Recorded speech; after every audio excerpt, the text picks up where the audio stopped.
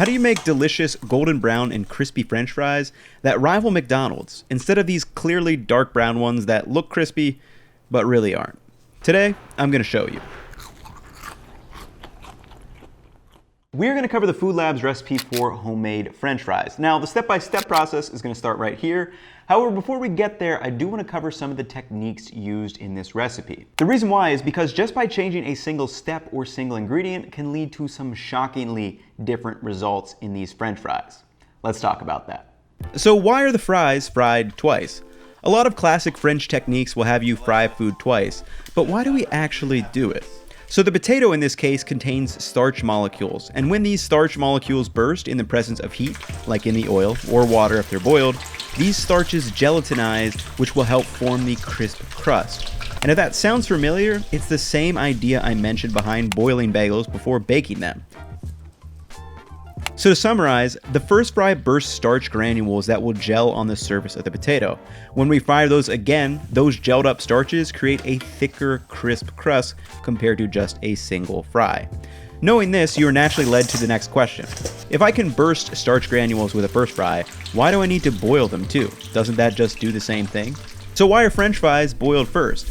Well, boiling the fries will also burst starch granules that will be crisped up on the first fry, as well as the second, but more importantly, the boiling washes away simple sugars on the outside of the potato. You see, if those simple sugars on the potato are not washed away, they get really brown before they actually start crisping. And you can immediately see this difference starting after the first fry, but it gets even more apparent after the second fry. So while the ones on the right side may look more crispy, that's actually not the case. Now let's compare that crispiness to one that has been boiled first.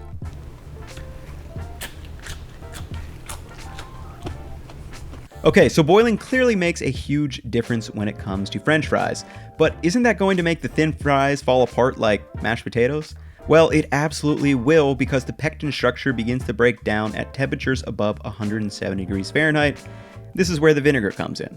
Why should I add vinegar to my boiling water? Well, unless you sous vide French fries at 170 degrees Fahrenheit, it's going to be pretty hard to maintain that temperature for a home cook. This is where the vinegar comes in. Acidic environments reduce or prevent the breakdown of pectin. For example, why a Granny Smith apple doesn't break down in a pie compared to sweeter alternatives.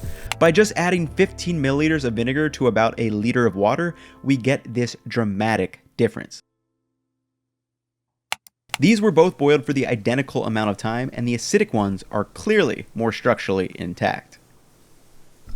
So to quickly summarize, double frying is done to burst more starch granules and develop a thicker crust through micro blisters. Boiling is done to remove excess sugars from the potato so it doesn't end up brown and not crispy, and the vinegar keeps those fries structurally intact. So keeping all those techniques in mind, let's make some French fries, and I'll meet you guys back here for the taste test. To start, set a pot of water on to boil while we prep the potatoes. Grab around 6 russet potatoes and peel off the outer skin, though you could leave them on if you want a slightly different texture for your French fry. Once they are all peeled, square the potato off and slice into roughly 1/4 inch sheets and then into 1/4 inch fries. You're just going to complete that process for the remaining potatoes.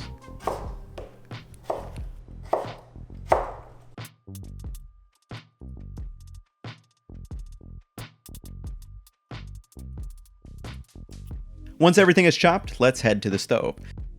To the now boiling water, add a couple generous pinches of salt and 30 milliliters of vinegar for around 2 liters of water.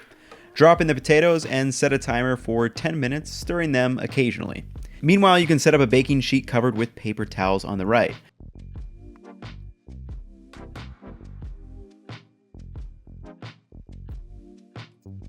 Transfer the boiled potatoes over to the baking sheet to dry off, and again, the vinegar is used to maintain the structure, and the boiling is done to remove the excess sugars from the potato.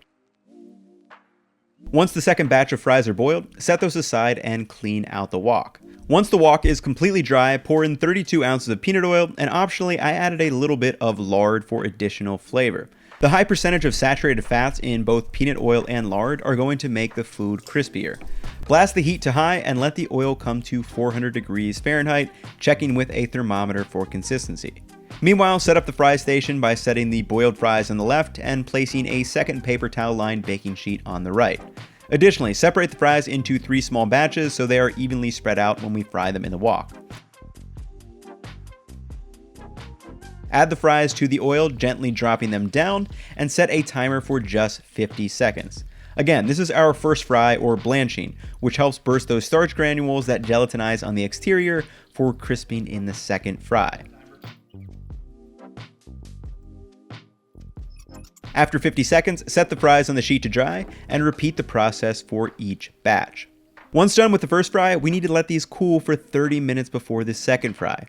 Alternatively, you could place these in the freezer for on-demand French fries. It's a pretty good option to have in the freezer.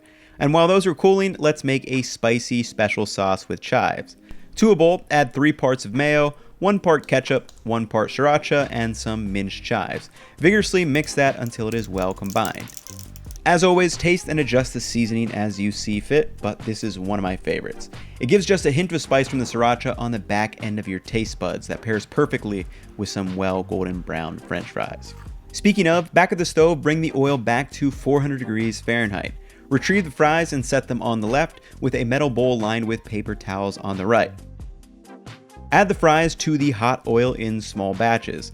Now, the oil is going to drop in temperature a bit, but try to keep it at around 350 degrees Fahrenheit, checking with a thermometer as necessary. Fry the fries until they start to float and are lightly golden brown, which should take around 3 to 4 minutes, and you can definitely set a timer if you would like. Once done, toss the fries into the bowl and immediately add a sprinkle of salt for seasoning. And this is a critical step that takes good fries to great French fries. And just listen to these crispy boys.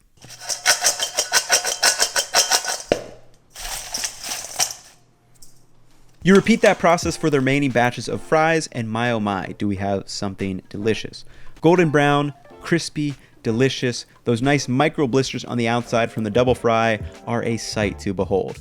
Dip them in the spicy special sauce, and you have some pretty great French fries, all homemade. Also, make sure you save that fry oil by just straining it through into a mason jar, and it actually gets better as it goes on. Make sure you keep your oil clean, and it can be used for at least 4 to 6 times for different frying adventures. But now, let's taste test. So now it is taste test time, and like I said, all those little things that we did throughout this French fry process really do make a big difference, and it's really easy to see with your eyes. Now, these happened sitting out for like 20 minutes because I took pictures of them, had to film stuff before actually eating them. So they're not gonna be super crunchy anymore, but let's see what we can get out of them. I mean, they're definitely not as crunchy as when they were crisp, but that's holding up pretty good for a fried French fry. I mean, that's just gonna be as good as a restaurant or McDonald's or anything like that. And the flavor on these is so good. From putting the salt into the water when we actually boil them, that internally seasons them, as well as sprinkling salt right on the outside after it's done, it's just gonna be delicious. Try it with some sauce.